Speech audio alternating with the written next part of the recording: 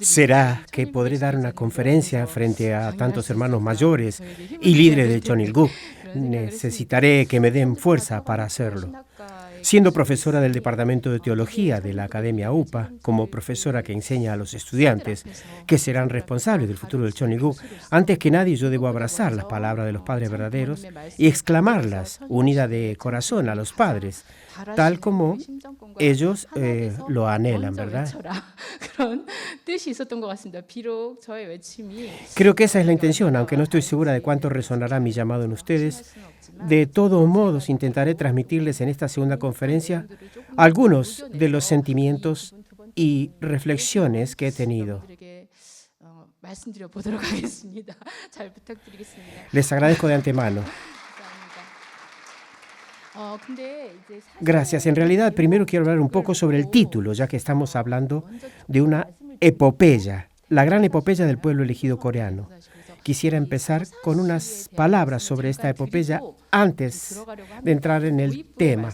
Aunque el contenido introductorio no está incluido en la presentación, me he preguntado por qué en este tiempo crucial del Cheonilgu, de la inauguración del Cheonwon-gun, que representa un momento tan esperado durante 6.000 años de historia providencial, la madre ha hablado sobre la gran epopeya del pueblo coreano, la ha expresado en imágenes, pinturas, preparado musical y nos ha instruido a educar de esta manera. También he reflexionado mucho sobre esto, honestamente.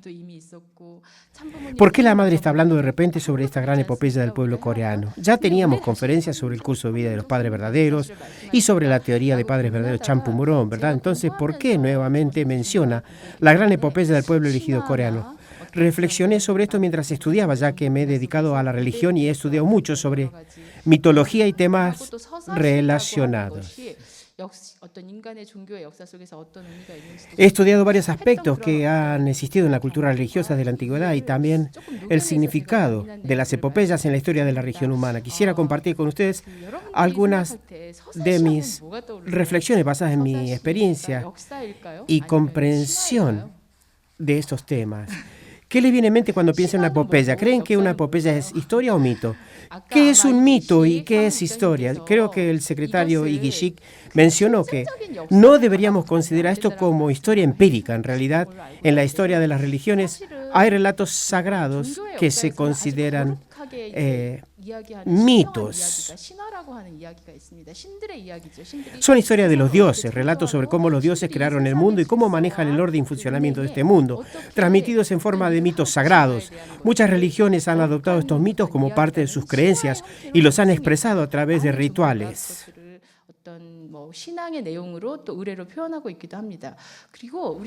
También sabemos lo que es la historia. La historia es la narración de las acciones humanas. Los protagonistas de la historia son seres humanos. En ninguna historia empírica moderna aparece un dios como actor principal, ¿verdad? Así es que la historia es el relato de las acciones humanas que podemos verificar, observar y registrar objetivamente. Sin embargo, los mitos son relatos sobre los dioses.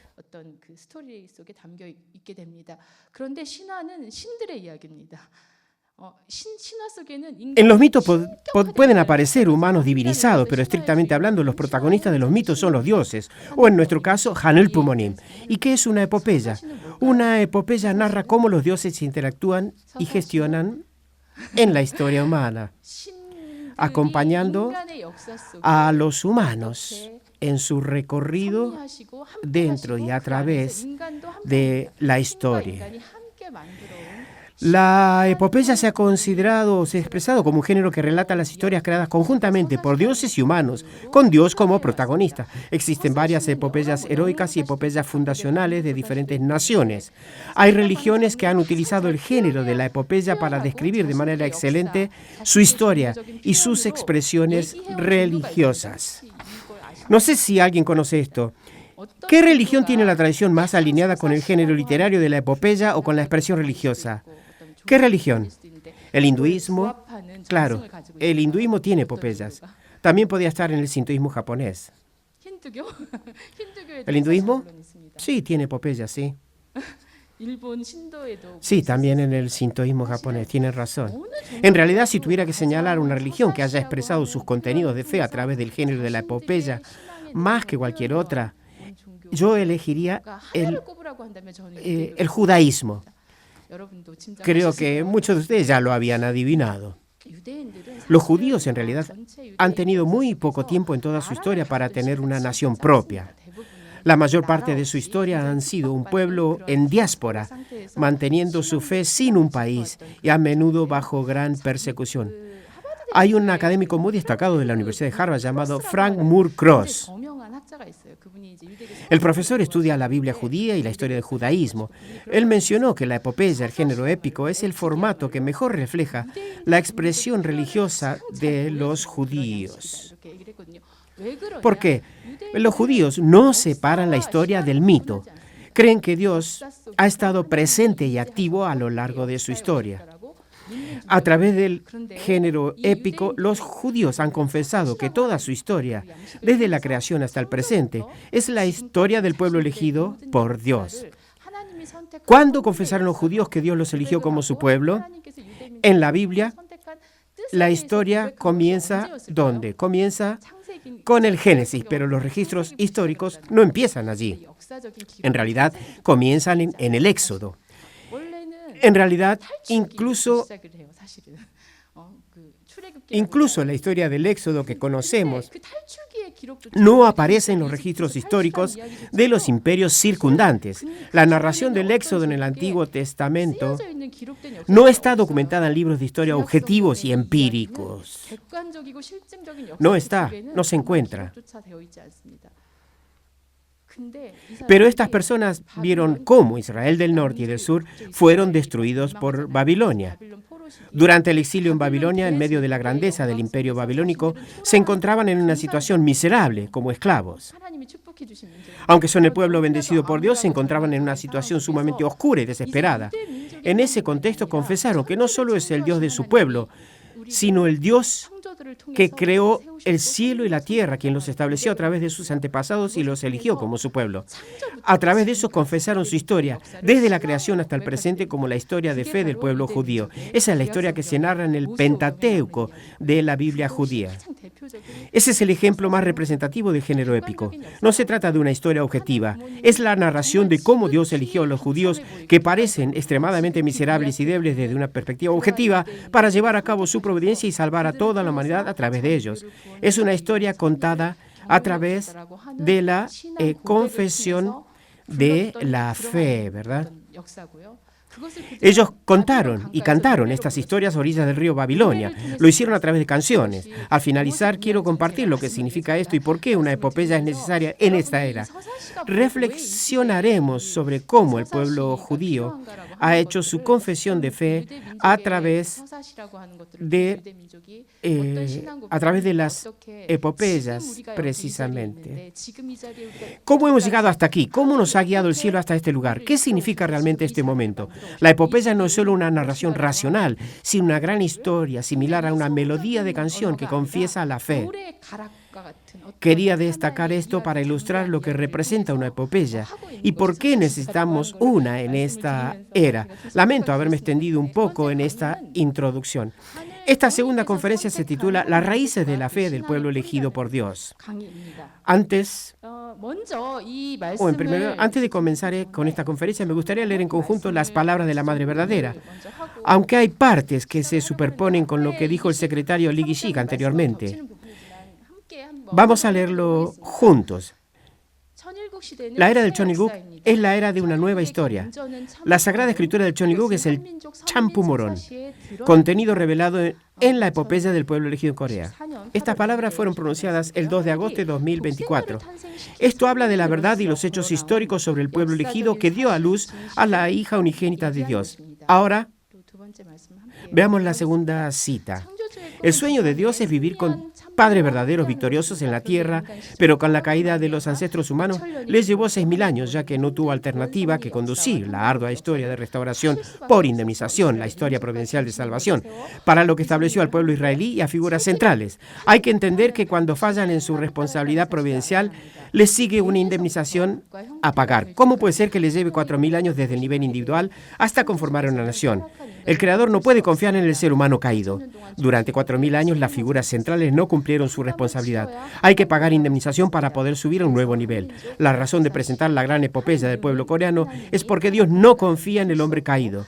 Pero Él es el mismo de principio a fin y sin falta tiene que tener éxito en su obra. Por eso Dios eligió a Corea como pueblo escogido. Lo preparó y en 1943 dio nacimiento a la hija unigénita. Es la historia del pueblo escogido de Oriente. La historia del pueblo coreano es la historia del pueblo escogido del Oriente. Es el pueblo que dio nacimiento a la hija unigénita. Ustedes que han sido bendecidos por los padres verdaderos deben asumir su responsabilidad. Como nación elegida que recibe y sirve a Dios, tiene la responsabilidad de educar y guiar para honrar a Dios. Aquí vemos cómo Dios desde el inicio de la historia preparó la llegada de la hija unigénita a esta tierra. La historia del pueblo elegido coreano se ha desarrollado así y ahora en esta era a través de los padres verdaderos. Ha sido bendecido. Vamos a reflexionar juntos sobre cómo esta historia se ha compilado y cómo debemos crear una nueva cultura del Cheonilguk, basándonos en estas palabras. Hoy probablemente será un largo viaje a lo largo del día de este seminario, pero me gustaría acompañarlos en su inicio. Primero, ¿cómo es que Dios eligió y preparó al pueblo coreano? Como aprendemos y sabemos muchos del Chanpumorón, Hanulpumorón tenía un sueño.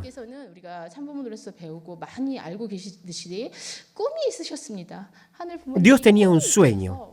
Por un sueño de amor creó el cielo y la tierra y todas las cosas. Gradualmente creó la luz, el cielo, la tierra, el mar, las plantas, el sol y la luna, y todos los animales y plantas en etapa. Finalmente, cuando creó a los humanos, quería darles una posición diferente a todas las demás creaciones, como hijos suyos, como hijos de Hanulpumonim. ¿Qué es lo que solo le dio a los humanos?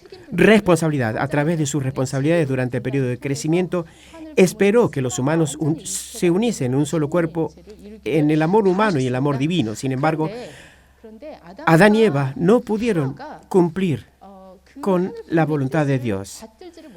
No se unieron con el corazón de Dios.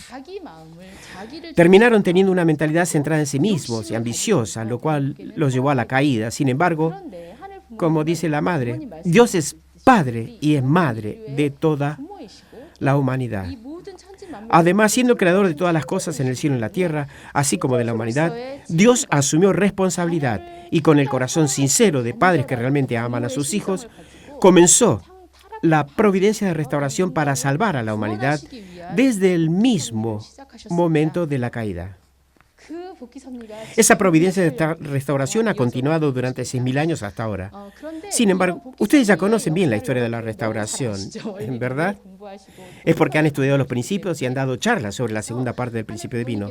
Por lo tanto, Dios esperaba que Adán y Eva establecieran un mundo de bondad, una familia de bondad, y propagaran un linaje de bondad a lo largo del tiempo. Sin embargo, ellos propagaron un linaje de maldad y crearon un mundo malo, comenzando con el asesinato en la familia de Adán e iniciaron una historia de pecado. Entonces no había nadie que el cielo pudiera escoger completamente. En medio de esa situación, Dios buscó a una persona diferenciada que solo Él pudiera elegir y tratar. Esa persona fue Noé. Como saben, la Biblia relata que Dios destruyó todo el mundo excepto a la familia de Noé y creó un nuevo comienzo centrado en Noé. Entre los hijos de Noé, Dios eligió a Sem, el tercero, para establecer una nación a partir de su descendencia.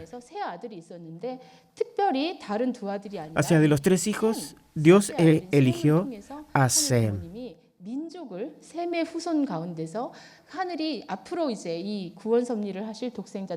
Dios enviaría a sus hijos unigénitos para establecer un fundamento nacional a través de su descendencia.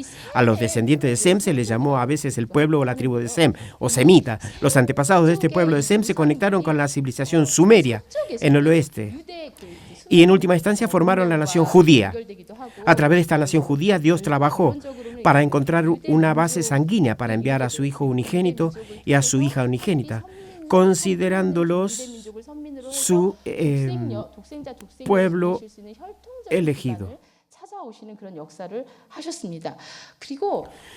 Como mencioné antes, la madre dijo que Dios no puede confiar en el hombre caído. Adán y Eva cayeron y debido a su caída, Dios inició la providencia de restauración.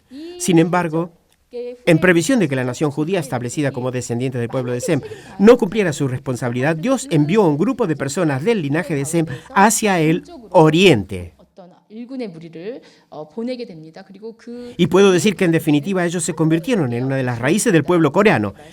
En particular, los descendientes de Sem hicieron varias contribuciones significativas desde una perspectiva histórico-cultural.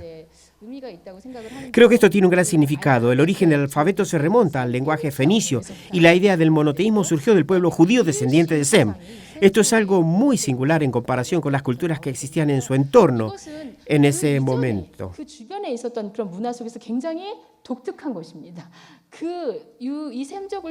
Hasta que surgió la idea del monoteísmo a través del pueblo de Sem, la mayoría de las personas creían en el politeísmo. Esto se debe a que los humanos, observando fenómenos naturales y objetos superiores en la naturaleza, pensaban que existían muchos dioses.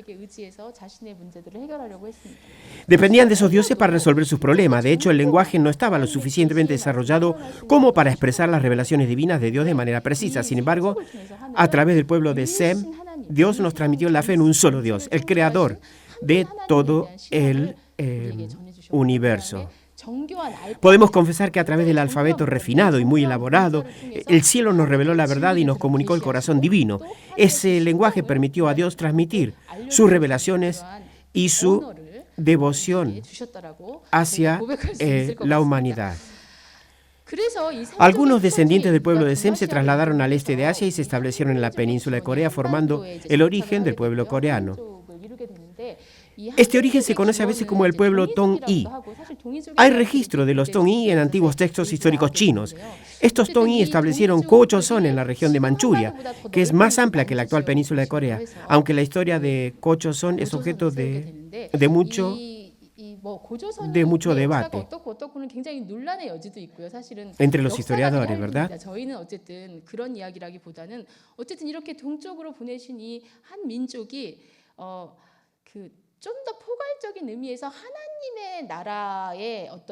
En un sentido amplio, estableció la dinastía de Han. A través de la dinastía de Han se estableció una base sobre la cual la hija unigénita, la madre verdadera, pudo nacer, aunque no quedan muchos registros históricos. Hay varios documentos antiguos que describen las características del pueblo coreano proveniente de estos Tong-i que se habían trasladado a la península. Uno de los aspectos característicos del pueblo coreano es que realizaban ceremonias para rendir culto al cielo y amaban profundamente la paz. Estos registros muestran que eran una nación que siempre buscaba establecer una conexión con Dios a través de su cultura ceremonial de reverencia al cielo. Siempre buscaron tener una relación con Dios. En la historia del antiguo pueblo coreano también se encuentra el registro de que no solo había líderes masculinos, sino también sacerdotisas que recibían las revelaciones del cielo. Estas mujeres líderes desempeñaban un papel central en gobernar el país y educar al pueblo, basándose en la voluntad y las revelaciones divinas. Hay registros de ellos, sí. Aunque es un tema que los historiadores deben investigar más a fondo, existía un sistema de sacerdotisas, donde a veces las princesas se convertían en sacerdotisas. A través de los registros históricos podemos ver que incluso las ceremonias celestiales no estaban limitadas a una cultura centrada solo en los hombres, sino que existía un sistema donde líderes femeninas entendían y seguían la voluntad de Dios. Esencialmente, el pueblo coreano, que veneraba al cielo y realizaba ceremonias para él, lo hacía porque existía una profunda conexión y deber hacia Dios. 이러한 하늘을 모시고 그 하늘에게 제사하는 한민족은 Es una característica especial del pueblo coreano, esta cultura de reverenciar a Dios y hacerle ofrenda. El pueblo coreano tenía la conciencia de ser descendiente del cielo. Según el mito fundacional de Ko-Joseon, el hijo enviado por el cielo estableció el pueblo coreano, convirtiéndose en su origen. Por lo tanto, creían que todos eran descendientes del cielo. Con esta conciencia de ser descendientes del cielo, rendían culto a Dios con un corazón que veneraba a sus antepasados y a su origen. Por lo tanto, incluso cuando el territorio se redujo o durante momentos difíciles culturales e históricamente, la conciencia de ser descendientes del cielo ha sido la fuente de orgullo nacional para los coreanos. Esta creencia en ser descendientes del cielo permitió que los coreanos se unieran y se sacrificaran para proteger su país en los momentos más difíciles. Esa es la base sobre la cual se puede considerar este pensamiento o creencia ancestral. Eso significa Chonson Sasan. En la historia del pueblo coreano, Dios preparó un linaje especial para enviar a su hija unigénita y al Mesías de la segunda venida.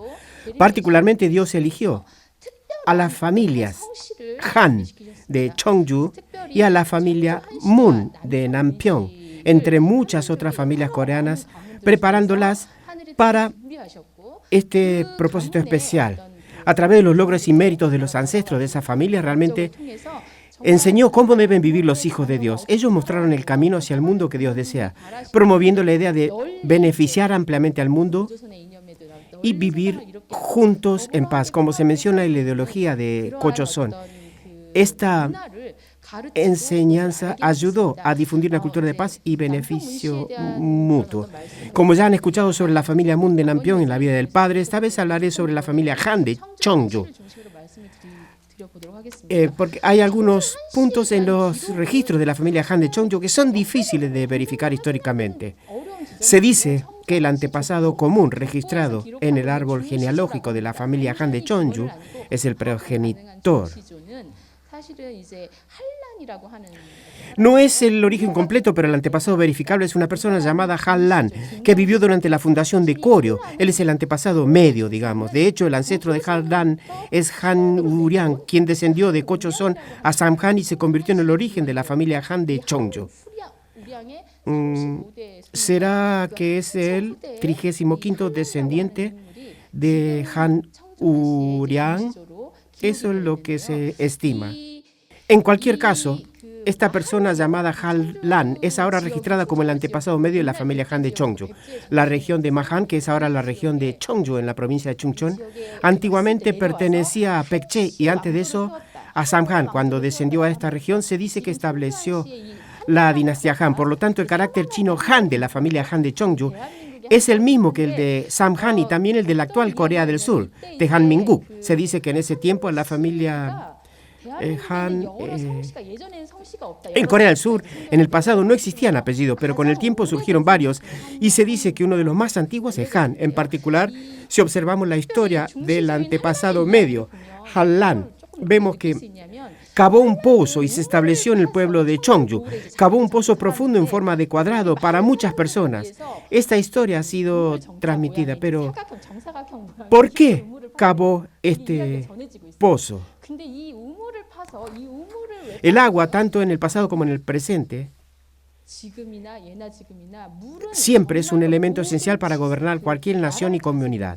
Por eso, incluso los legendarios 3 soberanos y 5 emperadores de China se dedicaron a la gestión del agua.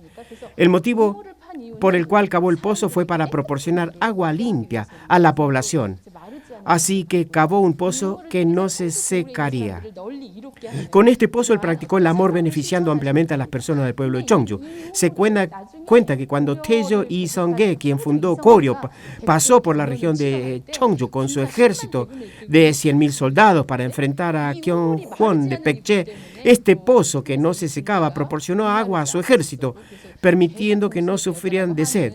Gracias a esto, se dice que se convirtió en un mérito importante en la fundación de la nación, aunque esta historia se transmite simplemente como una anécdota en el árbol genealógico de la familia Han de Cheongju. A través de ella podemos ver cómo Dios nos enseñó a través de la familia Han el espíritu de amor al pueblo, de beneficiarlo ampliamente y ayudar a las personas, ejemplificando el comportamiento de un líder.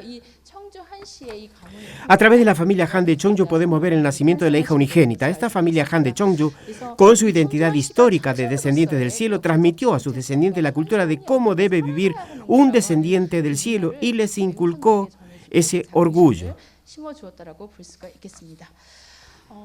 Entonces, habiendo revisado cómo Dios eligió al pueblo coreano y preparó dos familias en particular, ahora pasaremos a la segunda parte, cómo Dios preparó entre el pueblo coreano las raíces de la fe. Este tema lo abordaremos bajo el título Las raíces del pueblo escogido por Dios. El pueblo coreano tiene un mito fundacional que muchos de ustedes probablemente conozcan. Este es el mito de Tangun. El mito de Tangun, que relata la historia de Tangun Wanggeom, quien estableció Gochoson, el primer estado del pueblo coreano. Aunque muchos historiadores mencionaron el mito de Tangun durante el periodo de ocupación japonesa, ya existían relatos de este mito en la época de la invasión mongola. Estos relatos no se originaron en esas épocas, sino que se transmitieron de manera oral mucho antes y fueron enfatizados y ampliados en momentos de crisis histórica que se usaron para unificar al pueblo coreano. Como todos los mitos, estos relatos orales se sistematizaron con el tiempo. En el mito de Tangun aparece una figura llamada Hwanin. El hijo de Hwanin es Hwan-un, quien es hijo del rey celestial Hwanin. Hwan-un desciende y se encuentra con Ungnyo. ¿Recuerdan la historia del oso? Esta historia cuenta cómo el oso se convierte en humano después de comer ajo y soportar un periodo de prueba en una cueva. Hwan-un se une a Ungnyo, quien se ha convertido en humana, y nace Tangun. Tangun establece Gochoson. En este contexto, Han y Hwan son términos que se dice que representan Han en una transcripción fonética, o sea que significan lo mismo. O sea que los hijos del cielo tienen apellido Han. El carácter Han en Samhan y estas tres versiones de Han y Hwan, aunque se expresan de manera diferente, en última instancia representan a un solo Dios, Hanul Pumonim. Podemos ver que estos términos reflejan a Dios. Los descendientes de ese hijo celestial enviado por Dios establecieron Gochoson, el país que se convirtió en el origen del pueblo coreano. Se dice que cuando se estableció Gochoson, Hwan-un trajo consigo a los dioses del viento, la lluvia y las nubes que ayudan a la humanidad a vivir. Además, enseñó importantes instituciones culturales, como leyes, métodos de cultivo y medicina para establecer una cultura y una ciudad para poder gobernar el país.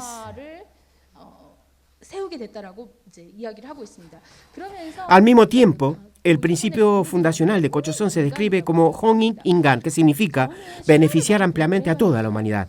He estudiado muchos mitos y es bastante difícil encontrar un principio fundacional tan maravilloso en otro país. De hecho, este ideal de Gochoson es beneficiar a toda la humanidad y es algo que raramente se encuentra en otros mitos. La mayoría de los mitos están llenos de historias de guerras donde los dioses luchan entre sí. En estas historias, un dios adquiere poder y domina a todos los demás dioses, estableciendo el orden a través de la fuerza, ¿verdad? En esos mitos es raro encontrar un ideal orientado hacia la paz y la convivencia con todos. Generalmente son muy jerárquicos. Los mitos griegos o babilónicos, por ejemplo, establecen un orden jerárquico a través de estas historias y en su mitología, ¿verdad? En el mito de Gochoson encontramos una expresión maravillosa como esta, Hongin Ingan, beneficiar ampliamente a toda la humanidad. Además de Hongin Ingan, el principio Chese Ilhua, que significa Dios desciende a la tierra para gobernar y educar al mundo, también se establece como ideal fundacional de nuestra nación. Por lo tanto, el principio fundamental de Gochoson incluye la idea de que Dios está en la tierra y su Hijo está presente aquí, enseñando a la humanidad cómo vivir. Este es un ideal que forma parte de la fundación de Gochoson. Establecieron el ideal de Idoyochi, que significa gobernar el mundo con el camino de la verdad. Además, Kwangmyeong-ilse, que representa gobernar el mundo con luz, simboliza el cielo tanto en el pasado como en el presente. Estos ideales también son parte del principio fundacional de Gochoson y hubo muchos esfuerzos para practicarlos. Los reyes de Gochoson, aunque algunos no cumplieron con sus responsabilidades, tenían estos principios fundacionales. Estos ideales se repitieron en los mitos fundacionales de muchos países establecidos más tarde, como Goguryeo, Baekje y Puyo. Sin embargo, en estos mitos, los protagonistas siempre son hombres. Todos los protagonistas siempre son hombres.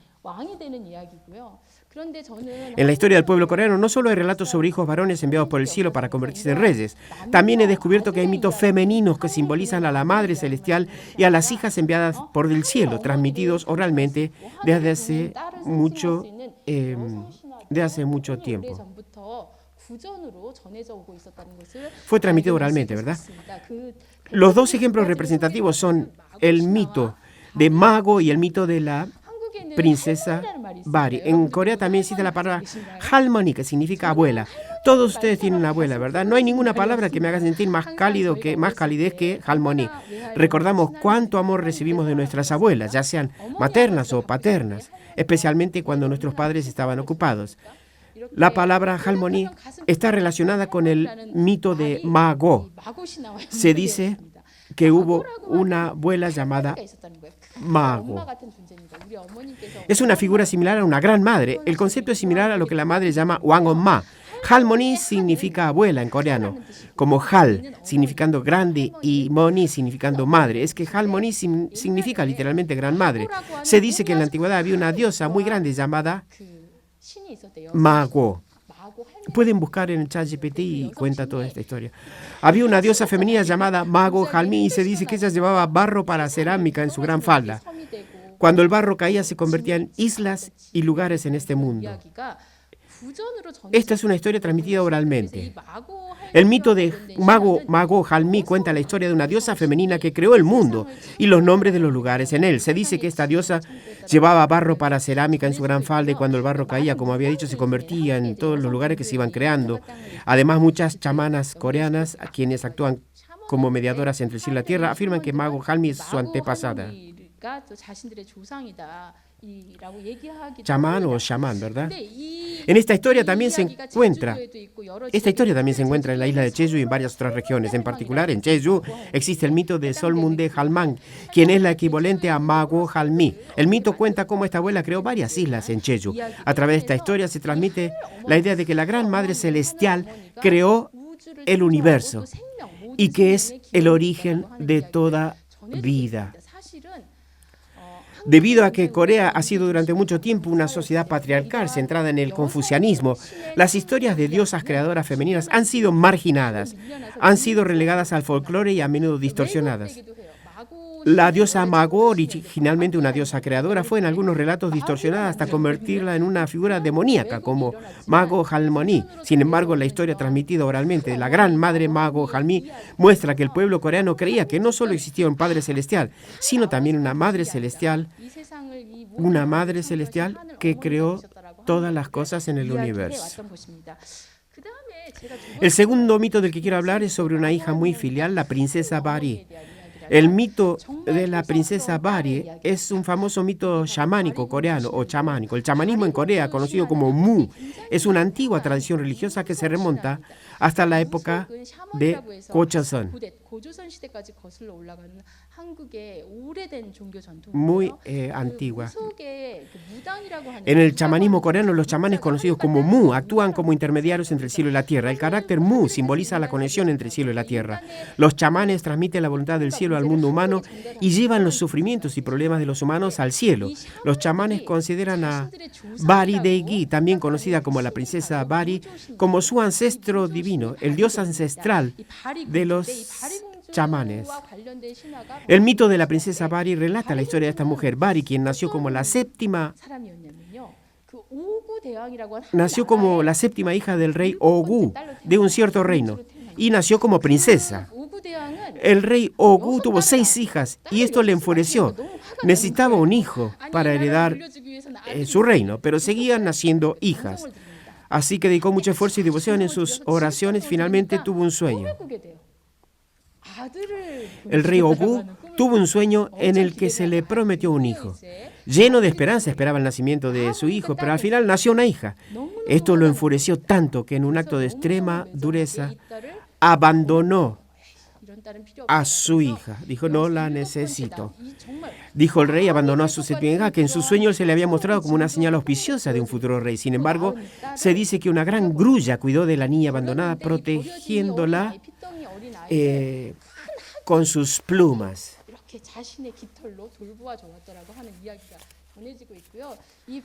Se dice que una pareja de ancianos muy bondadosa cuidó de la niña abandonada. Después de unos 15 a 16 años, ocurrió algo sorprendente.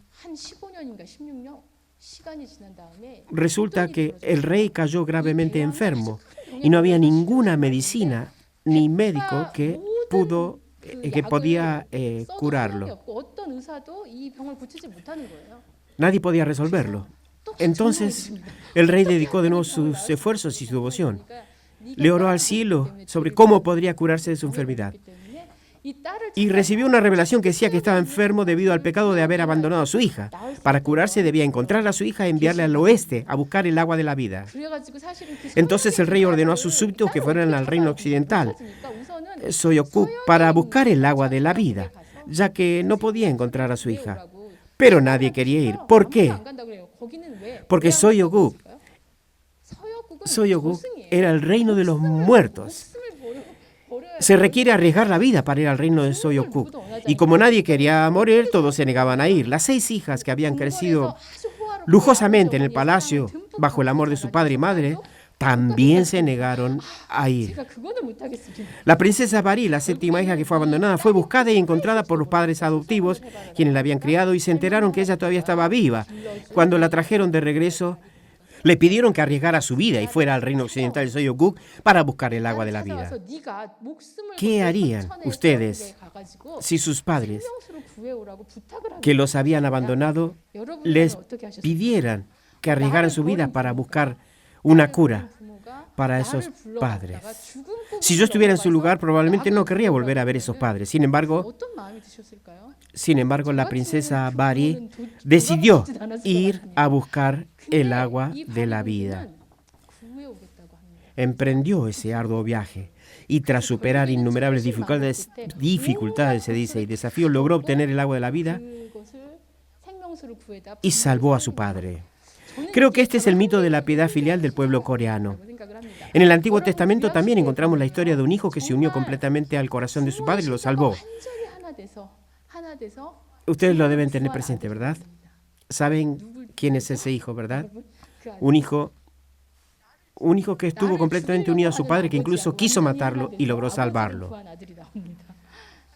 El hijo llamado Isaac realmente entendió el error de Abraham. Para comenzar su error, el cielo le pidió a Abraham que ofreciera a Isaac, su valioso hijo nacido cuando tenía 100 años, como sacrificio. Isaac no preguntó, ¿por qué quieres matarme? ¿Por qué quieres ofrecerme como sacrificio? En lugar de eso, se unió completamente al corazón de su padre. Como resultado, las 3 generaciones de Abraham, Isaac y Jacob establecieron la base para restaurar el linaje del cielo. Ese hijo en la historia del pueblo judío quizás creó el fundamento del nacimiento del hijo unigénito. Simbólica y mitológicamente, creo que en la historia del pueblo coreano se encuentra la historia de un hijo que, a pesar de ser abandonados por su padre, todavía los amó. Adán y Eva habían recibido todo el amor de Dios. Aunque Adán y Eva, que recibieron todo el amor del cielo, traicionaron a Dios, la princesa Bari, sin embargo, estableció un estándar de amor y salvación para sus padres, a pesar de haber sido abandonada por ellos. Para restaurar el fundamento de Adán y Eva, la princesa Bari demostró un amor filial extraordinario. Como resultado, ella se convirtió en la diosa ancestral chamánica que conecta el cielo y la tierra.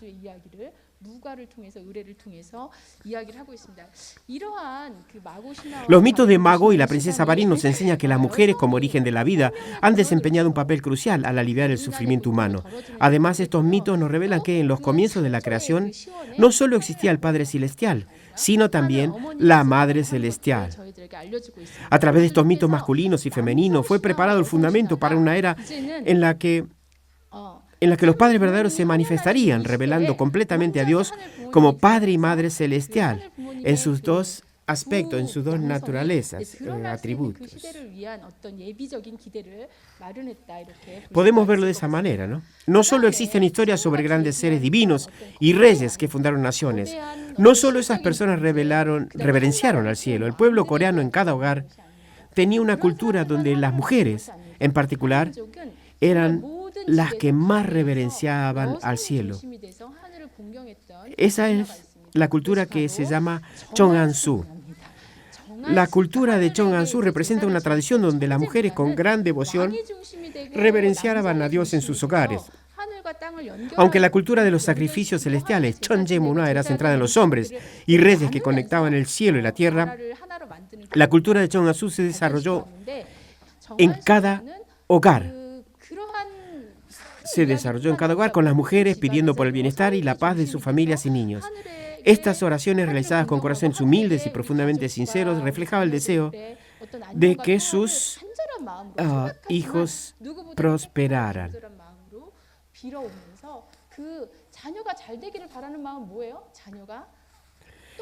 Creo que es el deseo de las madres coreanas de que sus hijos vivan correctamente y con integridad. No hay madres que solo quieran que sus hijos simplemente sobrevivan. Ellas desean que sus hijos se conviertan en personas destacadas. Este deseo es que sus hijos vivan con orgullo como descendientes de Dios, siendo vistos por Dios como queridos hijos e hijas. Con ese corazón, las madres coreanas ofrecían su devoción en las primeras horas de la mañana, orando por el bienestar y la prosperidad de sus hijos. Pienso que la devoción matutina del Chongansu ha evolucionado hacia la tradición de las reuniones de oración matutina cuando comenzó el cristianismo en Corea y continúa en la devoción matutina que nosotros practicamos hoy. El pueblo coreano, a través de diversas culturas religiosas, ha formado las raíces de la fe sobre cómo honrar a Dios. No creo que esto haya sido creado solo por el pueblo coreano, sino que el cielo ha preparado a esta nación para que es la preparación de Dios para enviar a este pueblo a su hija unigénito. Otra historia que quisiera compartir es la de Cheomseongdae. Este es un ejemplo emblemático. Durante la época del reino de Shilla se construyó el Cheomseongdae, que es el tesoro nacional 31 de la cultura de Shilla. Se dice que el Cheomseongdae es muy misterioso y la gente se pregunta ¿para qué servía realmente esta estructura? El Cheomseongdae, construido durante la época de Shilla, es una estructura que ha generado muchos debates sobre su propósito. Algunos creen que era un observatorio astronómico para observar las estrellas, mientras que otros piensan que era un lugar para realizar sacrificios al cielo. A pesar de las opiniones divididas, este edificio es conocido por mostrar los logros culturales y el desarrollo científico de los antiguos reinos de Corea.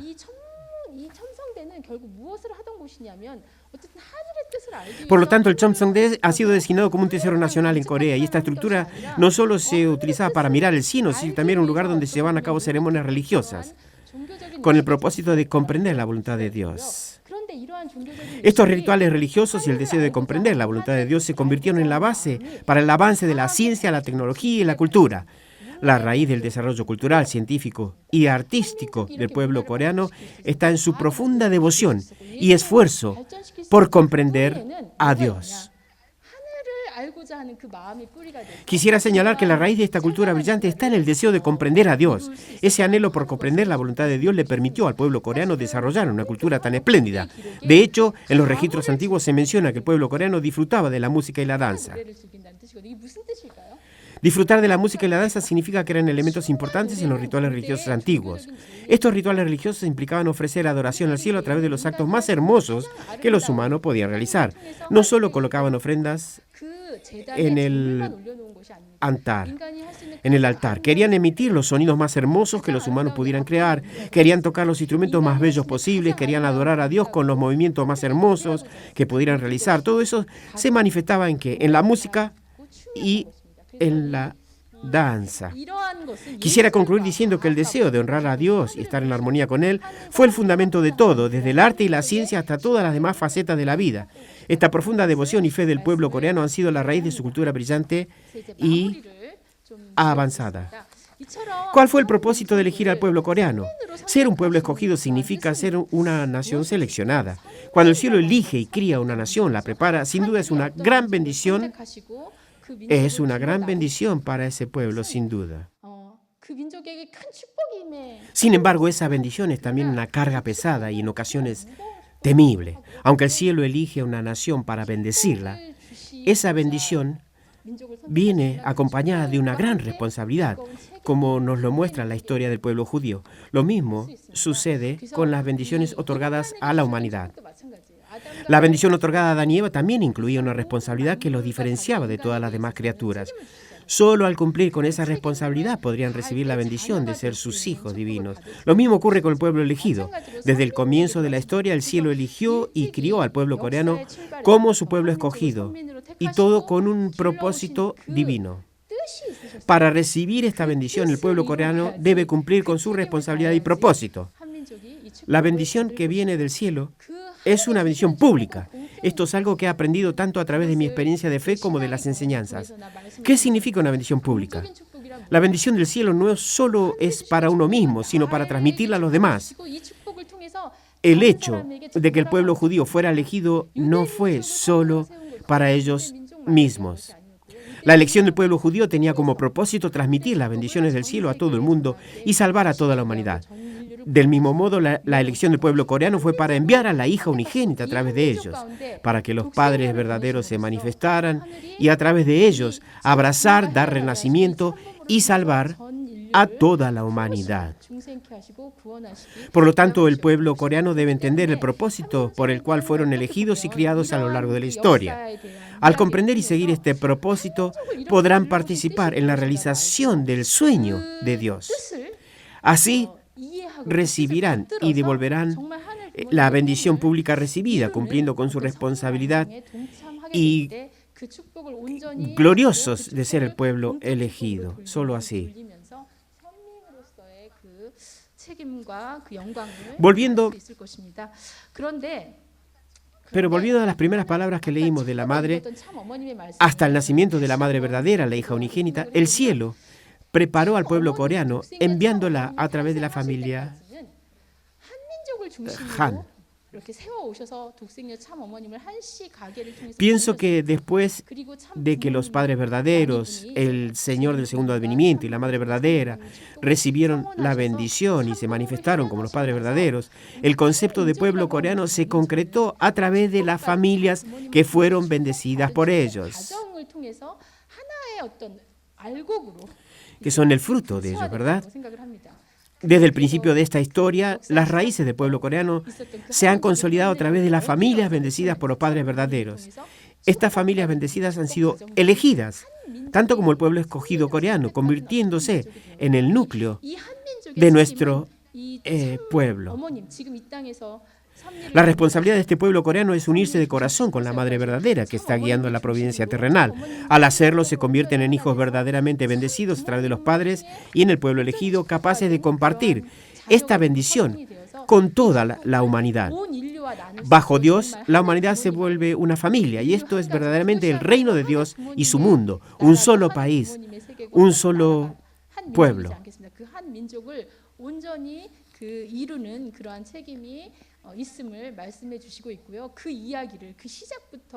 Nos está diciendo que la responsabilidad de formar completamente al pueblo coreano recae sobre nosotros. Esa historia, desde su inicio, es lo que considero la gran epopeya del pueblo coreano.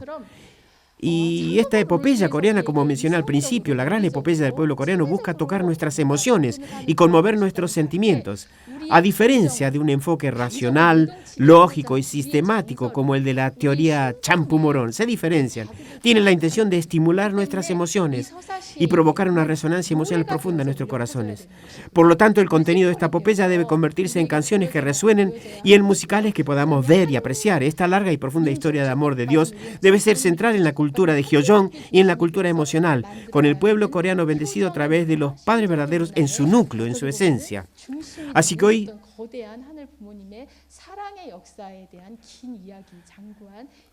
hoy me tocó a mí dar esta primera conferencia, pero en las próximas sesiones les pido que no solo piensen con la cabeza, sino que abran sus corazones y sus sentimientos para sentir junto conmigo también la historia de Dios, un Dios que vino por nosotros Espero que esta conferencia sea una experiencia en la que podamos compartir juntos esta epopeya. Con esto concluyo. Muchas gracias.